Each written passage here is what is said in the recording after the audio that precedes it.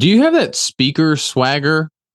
You know, that swagger that you see when people are just so confident in themselves that they come into a room and you notice their presence.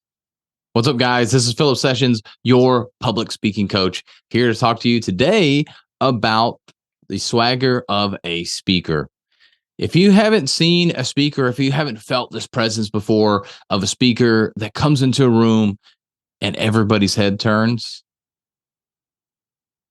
then you need to be in one of those rooms. It is an incredible thing when you do see these speakers, these people that just come into a room, and it's not just speakers, but it is any individual that's typically ends up being a leader, whether it is by a title, whether they own a business or whatever. They end up leading some kind of group, and people look to them, especially in times of needs. But I want to talk about a speaker and the importance of why you having that speaker swagger, where you enter that room and you just have this aura that people look at you and you command that room. And how in the world do you get that? Because that is a swagger that is hard to get. And it's not something that if you do XYZ that you just automatically get it. It is something that is in your being. It is in your core. It's in your soul that you have to create this persona before you can be this persona.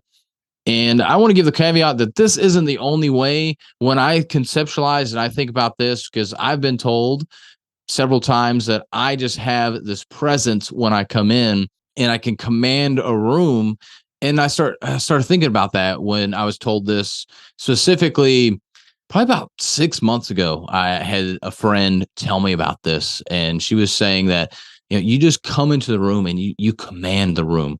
Like, people pay attention to you. And it really got me thinking, because I've seen that before. I've seen that when I've been in groups of people organized to do different things, and I've never had the title of the leader, but when things needed to get done, I was the one that they looked at. When I came into a room, people paid attention to me. When I stood up to talk, people would stop talking. They would look at me. They would listen to the things I had to say. And it was something that took me quite a while to figure out what exactly made that so. And one of the very first things that I realized behind this whole speaker swagger, this just commanding the room presence in general, was the fact that I only spoke when necessary. I didn't speak just because I wanted to speak. And I don't know, it sounds weird coming from a speaking coach and a public speaker myself, but I don't just to speak in order to be heard. You don't command a room because you ask for attention all the time. And so the very first thing that you need to do in order to command a room, stop talking so much. And again, this sounds very hypocritical coming from a speaking coach and a public speaker, but it's true. There's times where you just don't need to speak. You need to listen. You need to be there. You need to be gauging the rooms that you go into. And by doing that, that allows people to look at you. You come in with this presence. Now, for me personally, being more on the muscular side, that also helps me out as well, where people will notice me. I am a little bit more distinguished because of that, for being in shape and everything. So that's something else that you can do. I'm not saying it's necessary, because there are people that aren't in really good physical shape that also end up commanding rooms.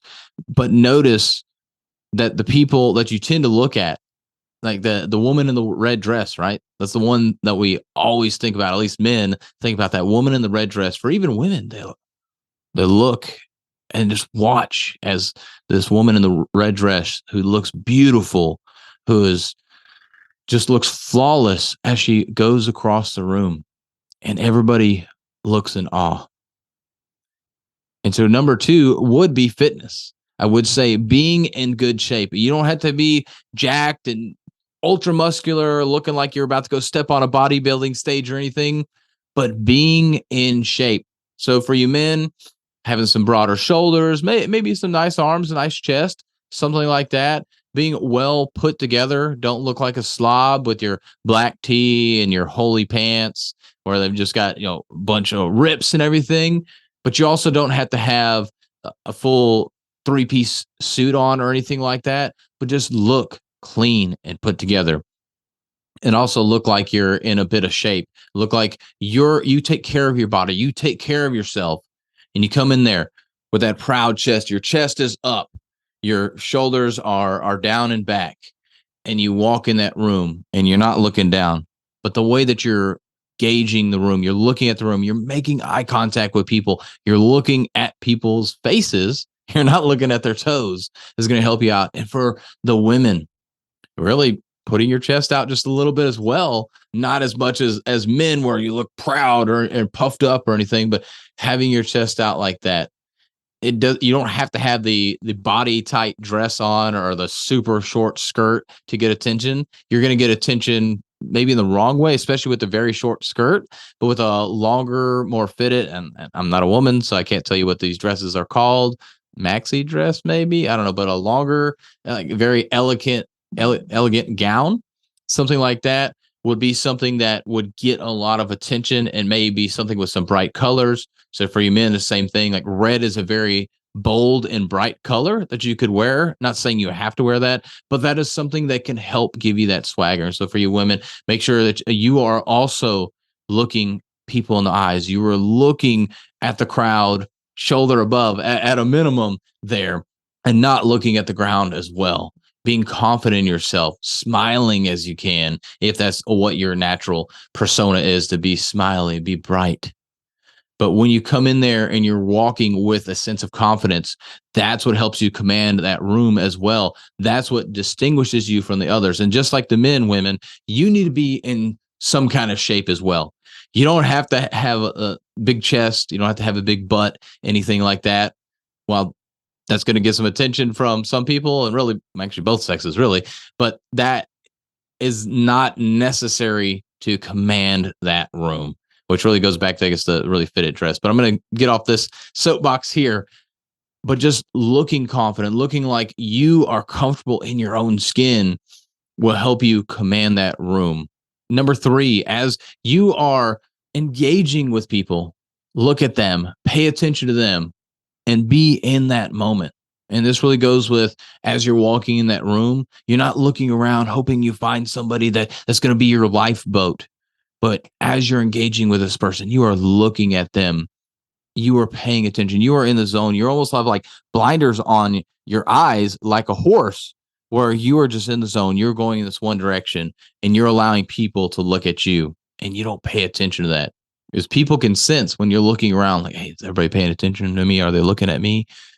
But when you just go in there and you go have a conversation, a normal conversation with somebody, you're focused on them. That's part of commanding that room. But it ultimately comes back to that self confidence that you have in yourself, that you are comfortable in your own skin, that will help you command that room. And then the fourth thing, being known by people in the rooms. And I know you can't do this every time, but if people can get to know you very quickly, or people do know about you and that you have good rapport, they're going to see that. It's just this aura that you have about yourself. People will know that you are a good person. And so if you're in a room with a lot of familiar faces, a lot of familiar people, then that's going to help you command this room more, because people are like, oh, there's Philip over there. Oh, cool. Philip's here. They're going to be excited. And that energy exudes out of everybody, and it really kind of channels to you. I don't really know how to explain it, because just like saying, hey, you just go command a room, how do you really describe it? And I'm trying to do that here with this speaker swagger, but it is still really difficult to do that. But having good rapport with the people, with the community, with the room will help you out. And if you don't, it goes back to what I said in point three of going up and talking to people. People will notice you, whether they know you or not. They will notice the way that you carry yourself, the way that you speak with people, how you address people, how you walk around the room. They're going to notice that. And that's how you start commanding that room. And that's really all the points that I had. I know it's kind of weird, like 4 points. I talk about this, how you shouldn't have 4 points, like 3 or 5, something more memorable. But those are really the 4 points that I could come up with when it came to speaker swagger and really just commanding a room in general for you. So do those things. I would say the easiest one, the most physical one that you can just go do right now is start getting in better shape. Those people that are in better shape do better. As they say, sex sells, right? So if you are in better physical shape, people want to be around people like that. And as you get in better shape yourself, you start feeling more self confident, and self confidence breeds swagger. So if you want to have that good swagger, if you want to command the rooms, get in that better shape. And of course, do all four of these things to help you with that. And when you're on that stage, focus on your audience. So I'll give you that as number 5, since this is kind of turned more into commanding a room. But for that speaker swagger, you need to speak to the audience, give of your heart, help them out, educate them, focus on your audience. And when you are focused on your audience, they're going to look at you and, man, I wish I could be like that guy. I wish I could be like that girl.